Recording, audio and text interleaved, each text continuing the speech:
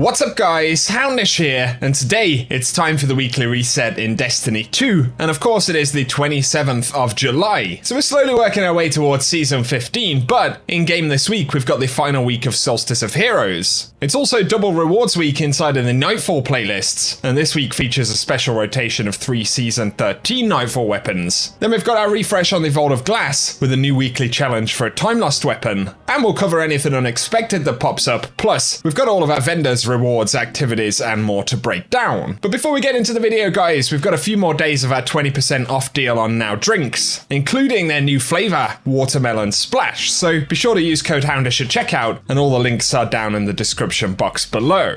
But now, as we get into the game this week, we can see the card right here. Solstice of Heroes is ending soon, and Bungie say that Prism Day is enabled for the remainder of the Solstice. Remember, your subclass elements determine which empowerment buffs you acquire. I believe Solstice armor can be masterworked after this week, but all other upgrades need to be finished before the event goes away for the year. So let us know how you've got on with Solstice this year down in the comment section.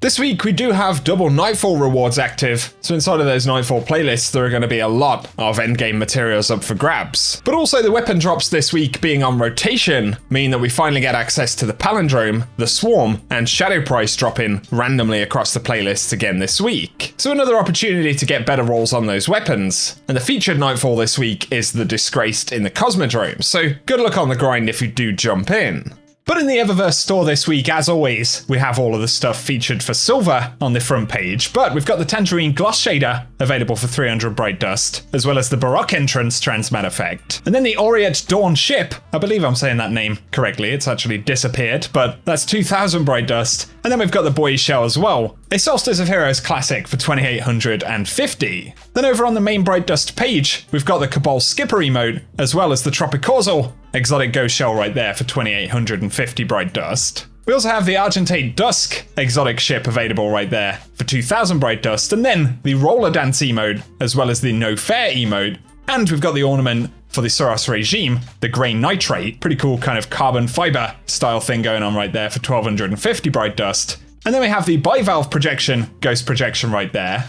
The Baroque Entrance Transmat Effect once again, as well as the Cabal Shield Breaker and Beach Ball Effects Transmat Effect. And then for shaders we have Welded Brass, as well as Oiled Algae, the Vintage Timber, and Pomegranate Gloss available this week.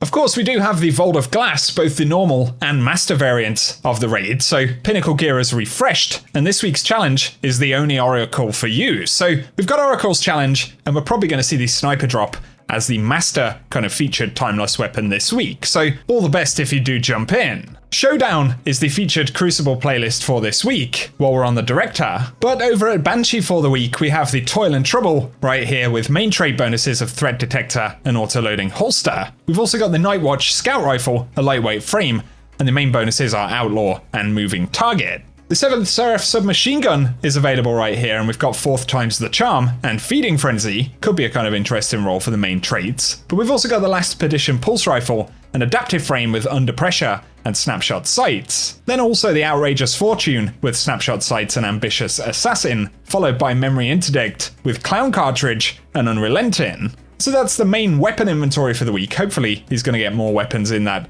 inventory soon, but for the mods today we do have Sprint Grip available, as well as Quick Access Sling, but all of those will refresh on a daily basis. And then of course we have all of the materials.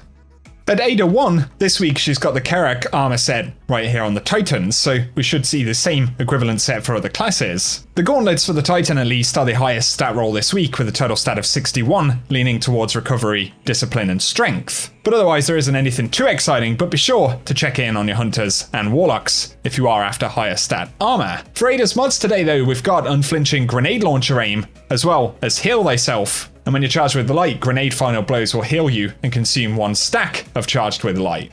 For Legend and Master Lost sectors today though, we've got Bunker E15 at 1310, dropping exotic helmets, as well as Concealed Void at 1340 this week, or today sorry, dropping exotic chest armor.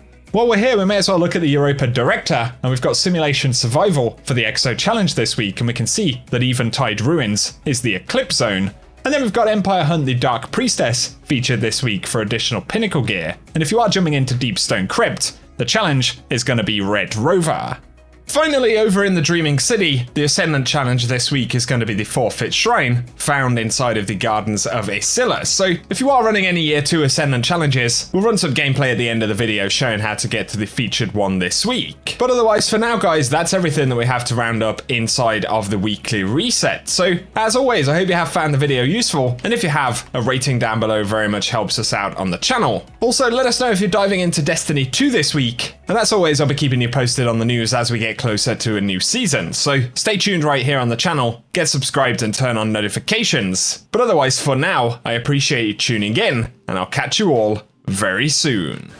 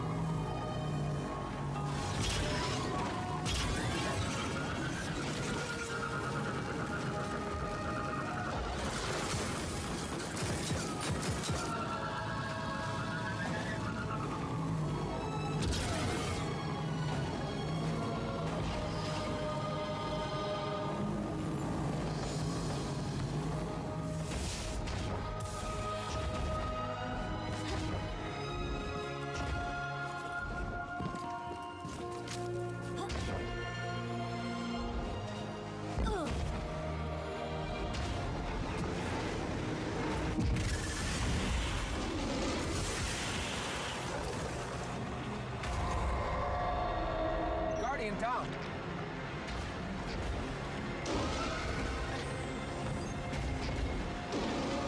Guardian down.